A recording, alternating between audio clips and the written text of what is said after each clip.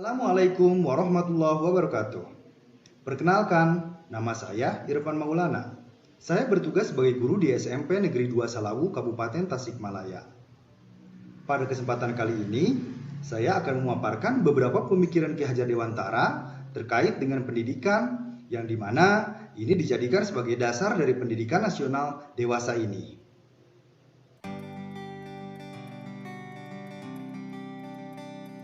Mari kita mulai dari pemikiran beliau yang pertama, yaitu pendidikan budi pekerti. Berangkat dari pengertian budi pekerti, di mana budi berarti pikiran, perasaan, dan kemauan, atau sering kita kenal dengan sebutan cipta, rasa, dan karsa, sedangkan pekerti berarti tenaga atau raga. Jadi, budi pekerti merupakan sifat jiwa manusia mulai dari angan-angan hingga menjelma sebagai tenaga. Budi pekerti ini kesatuan antara cipta, rasa, karsa, dan raga yang tak bisa dipisahkan. Sehingga ini menyeratkan bahwa pendidikan harus holistik atau menyeluruh. Kegiatan pembelajaran sejatinya tidak hanya mengolah pikiran saja atau mengolah raga saja, melainkan olah pikiran, olah rasa, olah karsa, dan juga olahraga. Karena jika 4 komponen ini bisa dikembangkan secara maksimal, maka peserta didik akan menjelma menjadi manusia yang paripurna.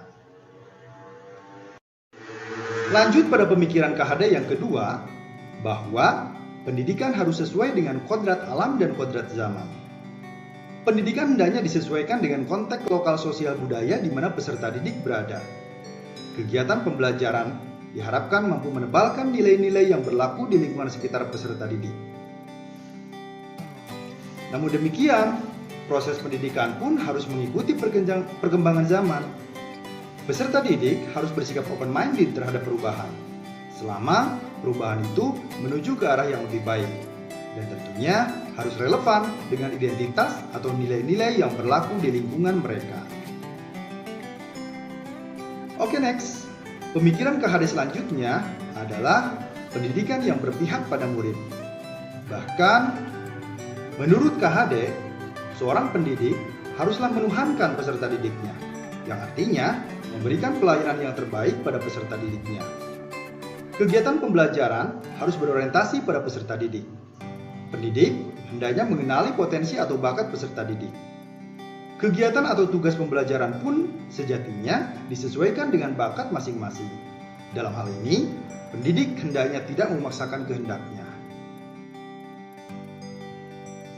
Baiklah, kita lanjut pada pemikiran KHD yang keempat, yaitu pendidikan hanya tuntunan. Sebelumnya, perlu kita ketahui bahwa setiap manusia terlahir ke dunia dengan kodratnya masing-masing. Teori konvergensi menyatakan bahwa anak yang dilahirkan itu diumpamakan sehelai kertas yang sudah ditulisi penuh, tetapi tulisan itu suram.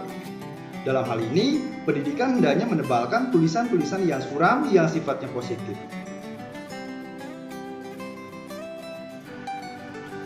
Bakat atau potensi baik yang ada pada peserta didik hendaknya terus dikembangkan agar tumbuh berkembang menjadi hal yang baik.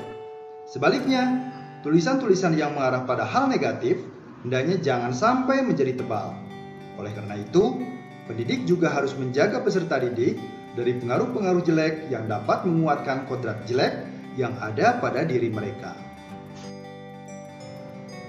Pemikiran terakhir dari KHD yang akan dibahas pada video kali ini adalah pemikiran beliau yang dikenal dengan asas trikon, yaitu pendidikan itu harus kontinu, konvergen, dan juga konsentris. Pendidikan harus kontinu artinya berkelanjutan, tidak ada kata selesai untuk yang namanya belajar. Banyak cara yang bisa kita lakukan untuk terus mengupgrade pengetahuan ataupun keterampilan. Yang kedua, pendidikan itu harus konvergen, artinya belajarlah dari berbagai sumber. Terlebih di era sekarang, di mana informasi bisa kita akses dengan mudah dari berbagai sumber. Namun, kita pun harus ingat dengan prinsip yang ketiga, yaitu konsentris.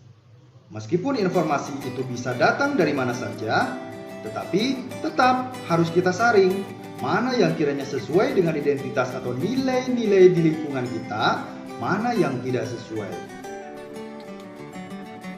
Sebenarnya masih banyak pemikiran-pemikiran KHD terkait pendidikan, namun akan terlalu panjang tentunya jika dibahas semua. Jadi, video ini cukup sampai di sini. Semoga bermanfaat. Terima kasih. Wassalamualaikum warahmatullahi wabarakatuh.